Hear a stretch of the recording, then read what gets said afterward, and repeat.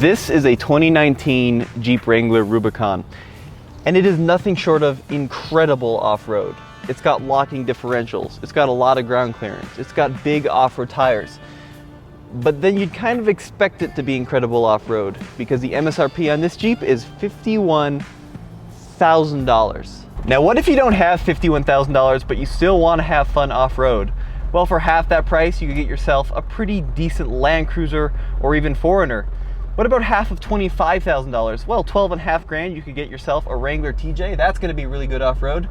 Half of that, $6,000, maybe a Wrangler YJ or a used Land Rover. But what if you only had $4,000? Well, you should probably go out and get yourself one of these. This is a Suzuki Samurai. We bought this Samurai a few months back for $2,400. And from back there, it probably looks awesome. The paint is good, it's got original wheels, it's got that cool bull bar in the front. But when you get closer, you quickly figure out why it only costs $2,400. It's got, well, a little bit more than a little rust up here around the windshield. Then you come down here and you see a little bit of rust bubbling up around the rocker, but you pull the guard off and it's basically just straight holes. The interior from this angle actually doesn't look too bad. I mean, the dashboard doesn't have any cracks in it. The radio works. Horn, well, let's see. Yep, that works.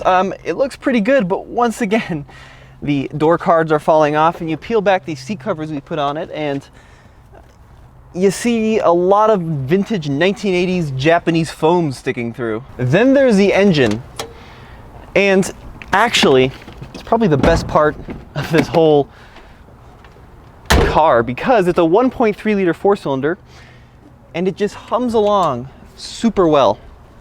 It doesn't make any power whatsoever, but once it's up to temperature, it just works. Now there is one thing I should point out. First of all, being a Suzuki, being Japanese, and being of the 80s, it is super dead reliable. First try, first crank. First crank, it starts up every time. Here, let me push it back. The handbrake doesn't really work super well. Come on. There we go. Now, yes, it's very oily, and yes, sometimes it smokes horrendously at startup, but overall, the engine's a gem. We're not going to worry about it. It does, however, do this, which is probably less than ideal. If I take my hand and rest it under the exhaust for a little bit, it will quickly become, you can see here, pretty oily.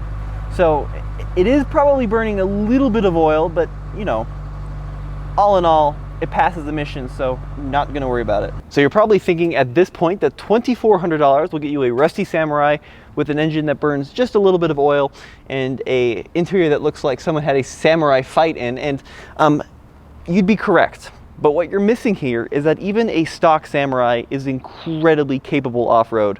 It has solid axles front and rear with a real low-range transfer case, decent ground clearance, and great approach and departure angles. Check out this video of what the Samurai can do stock off-road. I call this the little big hill, which is appropriate because we've got a little and a big test going on today. But it's little in length, but big in difficulty. A lot of articulated sections. It's super steep. There's no way the Samurai is going to do it, but I'm just going to put my foot in it and see what happens. This is indeed a very challenging test. This might be the last we will see of the little Suzuki. Don't say that! God. Honestly, I think this is going to be pushing it too much.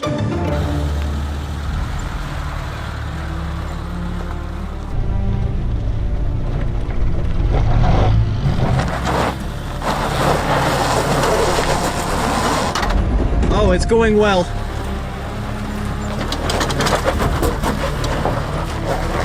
Whoa! That's pretty good. That's really good, dude. That was close.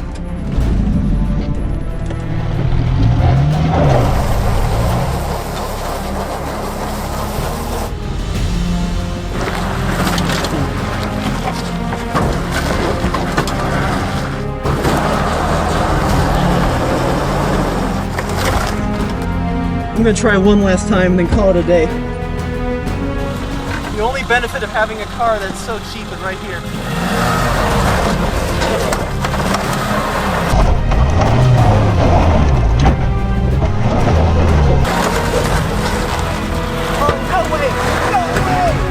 No way! I can't believe it! No way! Dude! Pretty incredible, right? Now, yes, it is a little bit rough, but if you're going to use it as an off-road project, as an off-road fun toy, who cares? It's got a convertible top, it's got windows that roll down, it's got an engine that runs and doesn't overheat. This thing is perfect, but it could be even better. Over at TFL Car and Truck, we have a series called the TFL Cheap Jeep series, and we take a cheap Jeep and do it up and make it better off-road. But on the last few episodes, you guys have been saying, oh, this is not cheap. With the vehicle and all the parts, you're in at 8, 9, 10K even.